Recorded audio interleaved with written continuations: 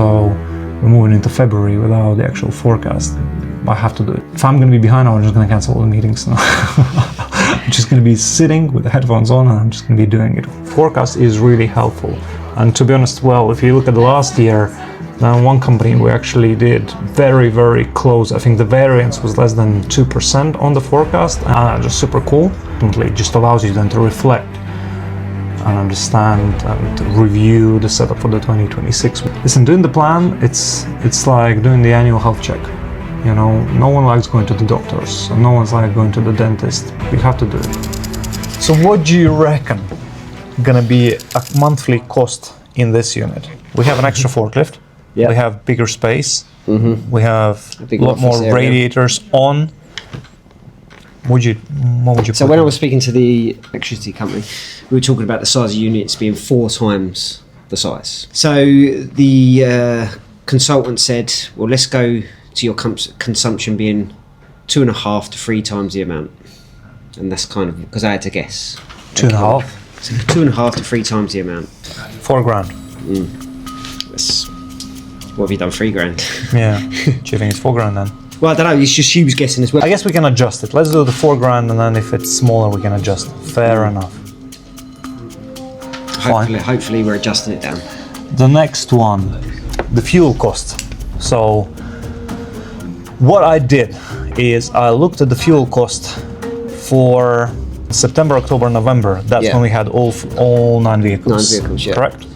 And it came to $27,000, nearly $28,000 in total. So $9.3 per month. On 9 vehicles? On 9 vehicles. So that means each vehicle is costing us $1,000 in fuel. So I just kind of multiply that. Yeah, in theory, yeah. By 11 vehicles starting from February. There's no reason for it not to be like that. Yes. Okay, fine. So you agree on that, yeah? Yeah, that's just the only way you can work. Now, motor vehicle expenses. We work with that $3,000. $2,300 if we work from August to November. With another 2 vehicles on board. The numbers just keep going up. Warehouse expense. Now with the warehouse expense, that should be reasonably low. Oh, it is. It is reasonably low, but now as we moved here, we had a little bit of an additional expenses. So I think what Tanya did, all the AAA costs for moving, that was counted as a warehouse expense. Any signs or anything like that. Racking movements and stuff. Racking movements, that's gonna land as well. That's gonna be a lump on January. $10,000. Yeah, so $10,000. It's gonna be a massive lump on January, but not much.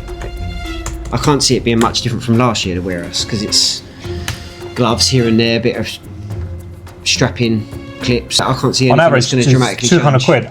Yeah, until our operation gets bigger and bigger. Waste management. So you're saying monthly would be $1,000 plus £700 and minus the rebate, 150. And what was the average last year? $2,000. That's because we was running that. So we're going to save some money. Actually. Yeah. Okay. Would you reckon on water? Honestly, it was $1,000 for the whole year last year. Really? Mm-hmm. Just 100 quid per month. Yeah. Same, slightly more. It's tough because we've got a lot more toilets, got a lot more people. But it's not like we're shitting a lot more, right? I don't know. All the drivers coming in downstairs. I would double it. The only reason why I'm saying double it is because you've just got double the amount of people. Fair enough. Double the amount of toilets and some. From the file perspective, that's it for now. Need your input slightly. Question I have for you. So I'm creating for the BDC the forecast for 2026. Mm-hmm. On the cost side, I'm more or less clear. I just wonder, how should we approach the sales and margin for 2026 on the PDC? So let's brainstorm for a little bit. I've got costs, yes. I hate maps, although I shouldn't be saying forget the numbers. Let's just talk direction. Yeah. We know the cost. We know the costs. We know how many more people we need, so salaries. Forget about the cost. I'm just talking about the sales and the profit. What did we do last year? Sales? Yeah. 8 Is it PDC we talking? Yeah, we were just talking about specifically PDC. So we did 8.1, nearly 8.2. Before that, we did 5.5. Okay.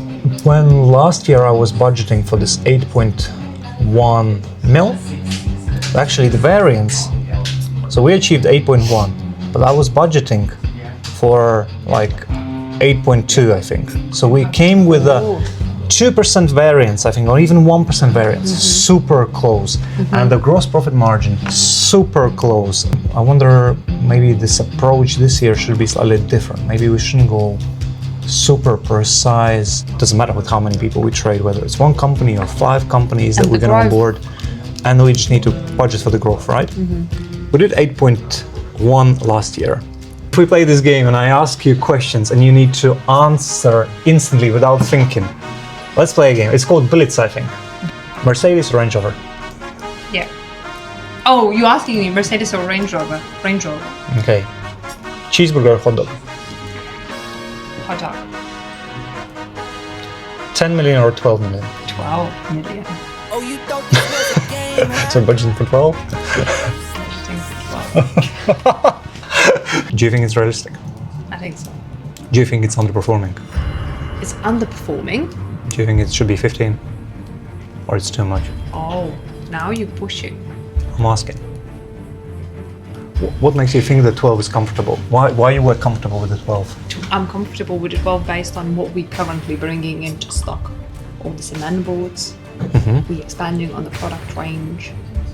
So 12 million. I'm very comfortable. I know we're going to achieve this figure. So it doesn't even scare you? It doesn't scare me. Oh, that's shit then. 15 million scares me.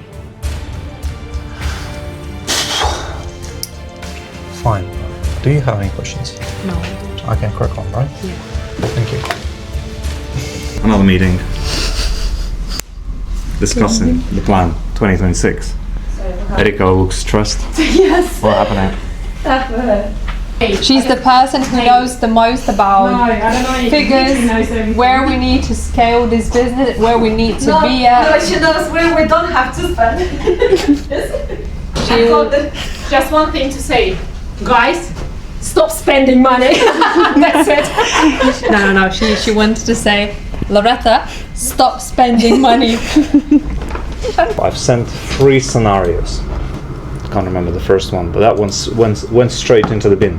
It was the one where we made a loss. So that was the first scenario, the pessimistic one. 5% growth rate. We will achieve, instead of 8.1 million, 9.2. Kill the business. And we killed the business.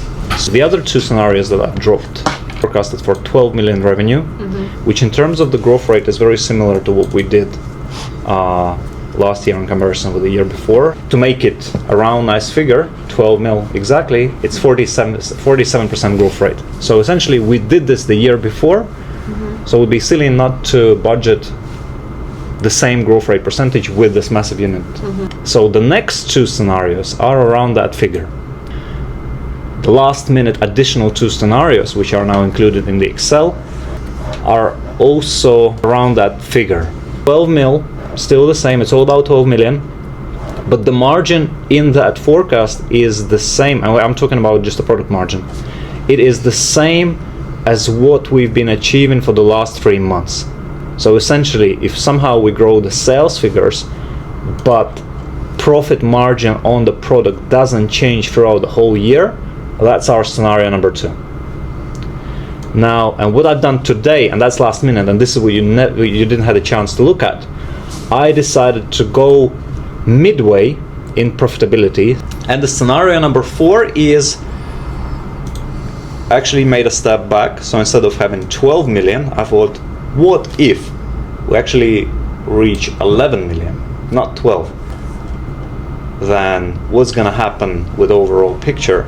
I can't believe we're gonna end up this year on the same profitability. We just can't because of because of this. So the margin has to move, but it just, I have before this meeting, I have a little bit of a question mark whether we can up it by 2% up or by 4%. So anyway, now we have 4 scenarios.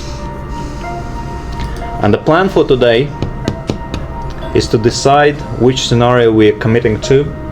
We also need to discuss today what must change so that outcome then becomes the real outcome rather than we wish?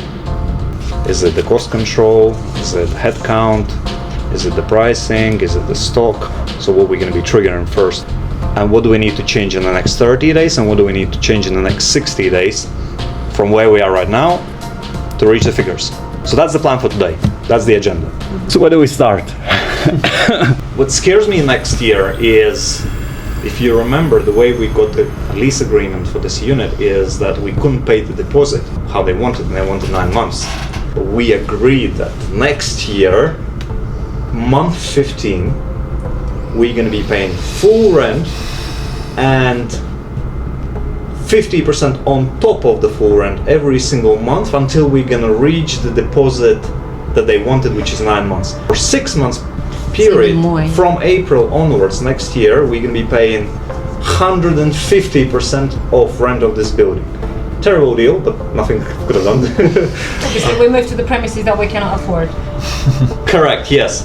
But luckily, obviously, I hope that if we reach the 12 million sales and we have the margin in place, etc., then the earnings that we're gonna make this year, that's gonna be our pillow. We have to make a pillow this year. Yeah, we pay need to. next year. So this scenario, it's our break-even scenario, making the same amount of money as in Woodford, with all the additional hassle and the headache and the stress.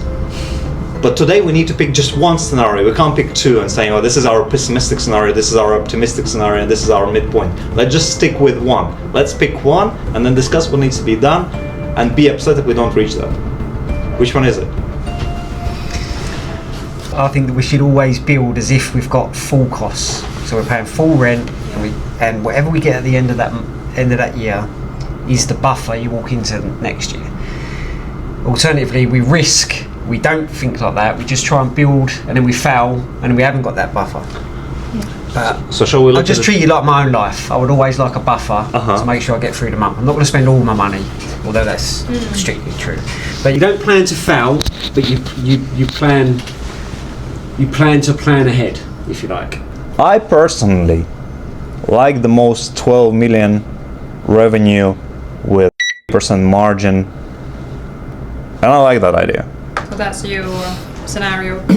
This is the most optimistic scenario. It's not full. Is 12 mil is okay?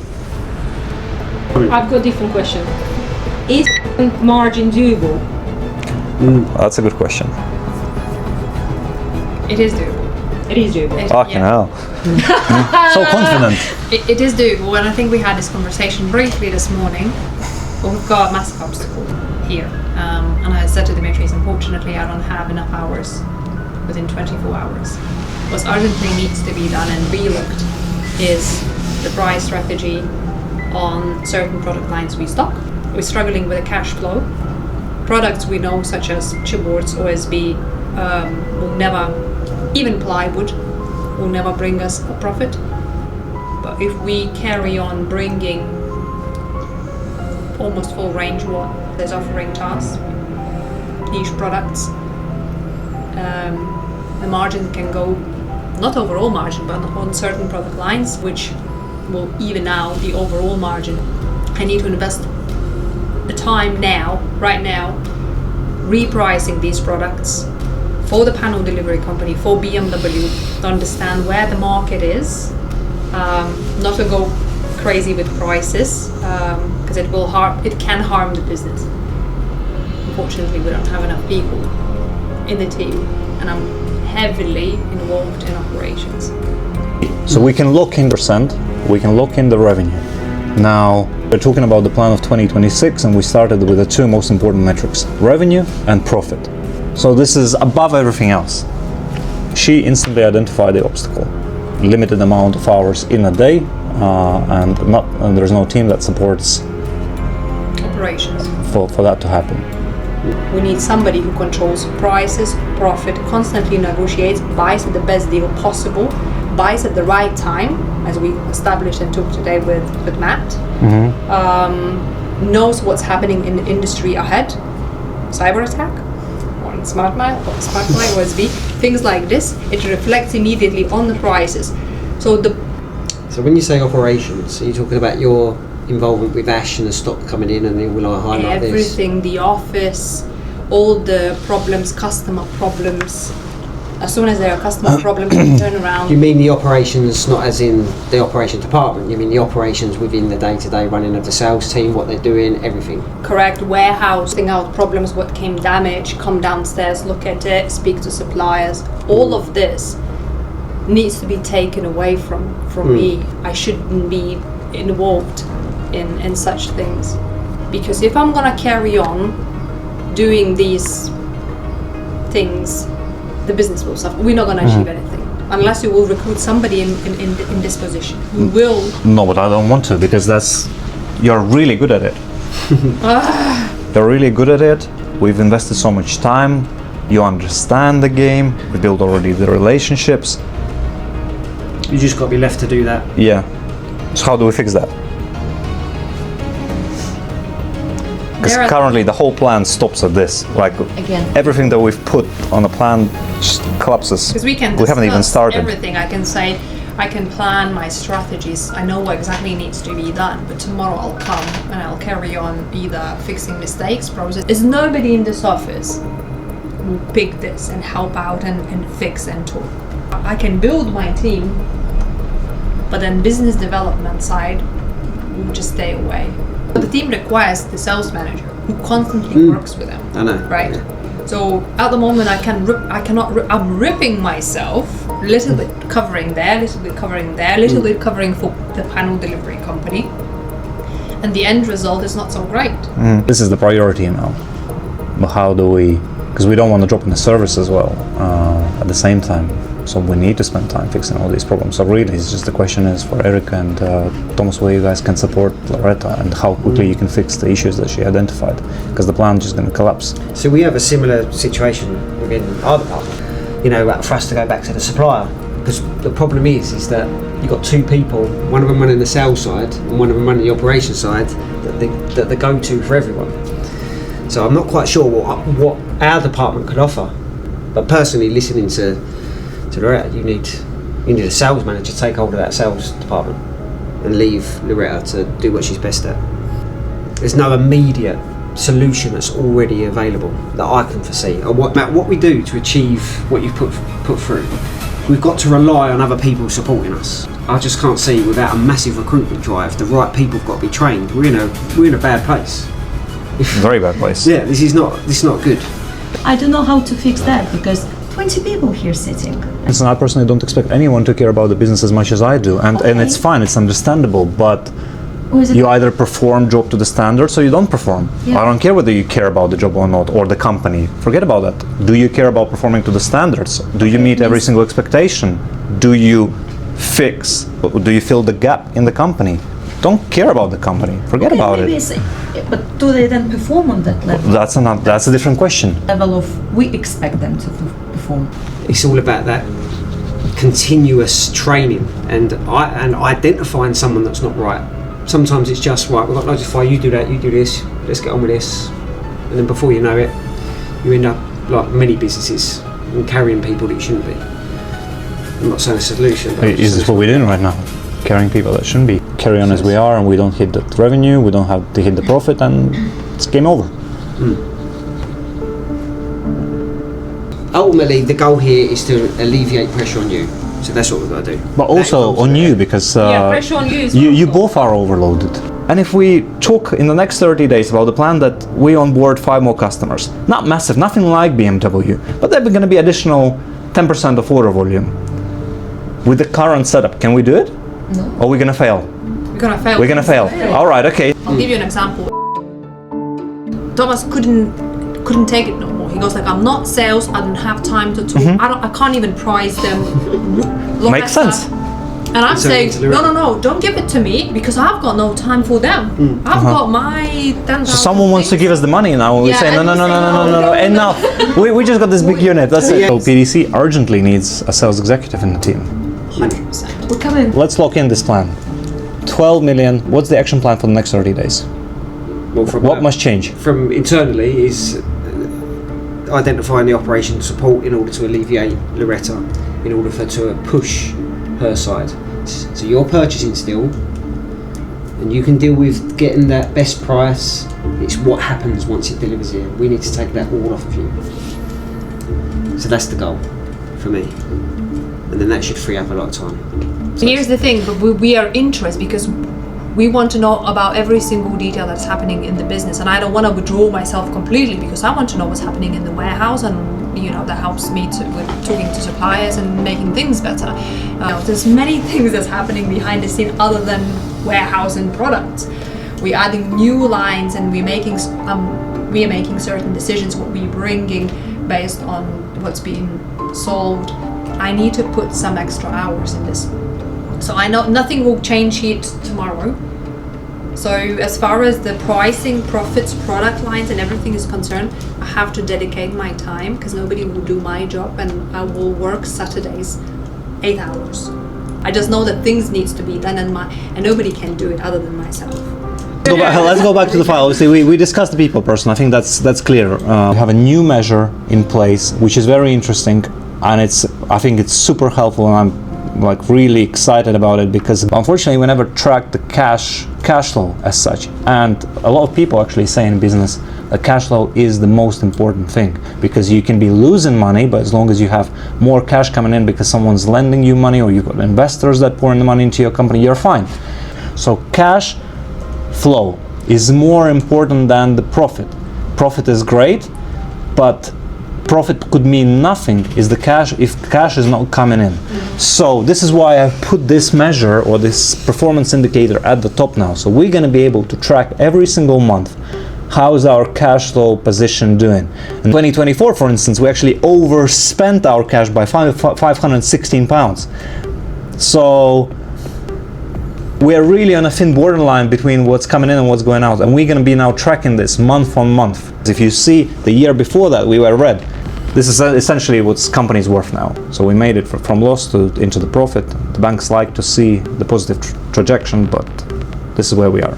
After that, obviously, we're tracking product gross margin separately and overall gross profit margin separately, but we tracked that before, and obviously in the net profit margin too. Just because I'm planning to onboard more customers, we're now going to be tracking total customers in our system. The sales orders we've tracked, average order value we tracked, units sold we've tracked. We obviously are tracking the number of employees, and late last year I've introduced the cost measure from the training that we had with this guy. He advised that we need to track employment costs in percentage from the total gross profit, and he said that there's no company that spends more than 40% on wages from the overall gross profit. And you can see that currently the 2025 was finished on 37.56%. That's the wages cost against our gross profit. And the year before that we spent on a 44, so that's red because it can't go above 40. If we are going above 40, we are overpaying or we are under delivering in the gross profit. Last probably thing from me here on this file is our three largest expenses apart from the cost of goods. The one is the rent, and that's the highest. Wages is the second, and the third is the cost of shipping. Cost of shipping is anything that we send through third-party companies. So I was kind of trying to find a correlation between how the percentage of cost of shipping changes against shipping sales based on the vehicles that we introduce in our own fleet. So for instance, we started with 2 vehicles, we ended with 9 vehicles last year, and I've noticed that every single time we bring additional vehicle, it slashes approximately 4% of cost of shipping against shipping sales. And since it's our third largest cost, we need to monitor it as well as the wages. So wages can't go above 40%, and effectively this cost can't also go above 40%. Now, January unfortunately is already completed, and we finished on 50. But you know what else interesting with this number as well is, obviously every single time we buy additional vehicle, the cost very identical, but basically the cost of approximately 4% of the overall cost suddenly disappears from that list because obviously it doesn't hit the P&L anymore. So you buy the vehicle, you introduce the driver delivers, suddenly then the cost goes from the cost of shipping, moves into the wages for the driver, but the actual cost of the vehicle goes into the balance sheet because now you're paying for the vehicle, right? It becomes your asset. So suddenly it becomes your asset. It's no longer a cost. So suddenly the gross profit margin becomes healthier and healthier and healthier because the cost of the shipping goes out from the P&L. Yes, partially it lands in the wages, but the actual cost of the vehicle goes into the balance sheet.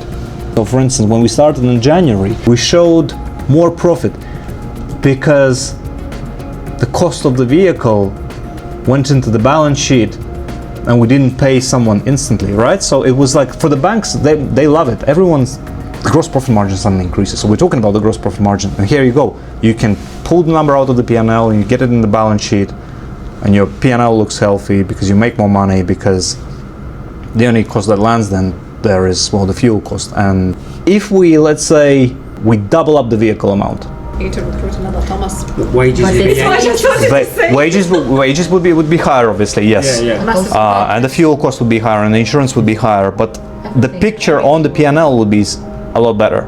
That figure could influence the gross profit. So we could influence gross profit by the products. We can influence the gross profit by slashing the cost of shipping, even if we just convert it into the balance sheet number. We need to pay attention to cash in, cash out. We are paying attention to total assets. We're making sure the wages don't go above 40%. We need to fix the people problem ASAP. And then we're good. Okay, so we're good. So that's the plan. Bad time for Thomas. He cannot stop. I got up at half 3 this morning. Are you falling asleep already? 3. Yeah, okay. And you were at the gym already. Yeah, so it is gym at bedtime, but 8 o'clock. Oh yeah, I'll be watching some kind of documentary right now. Okay, I think we're finished. And maybe what I'm gonna do, I'm gonna break that sales and gross profit figure into the weekly figures, and we can actually track weekly where we are, rather than meeting at the end of the next month, talking about the previous months. We can make changes straight away, can't we?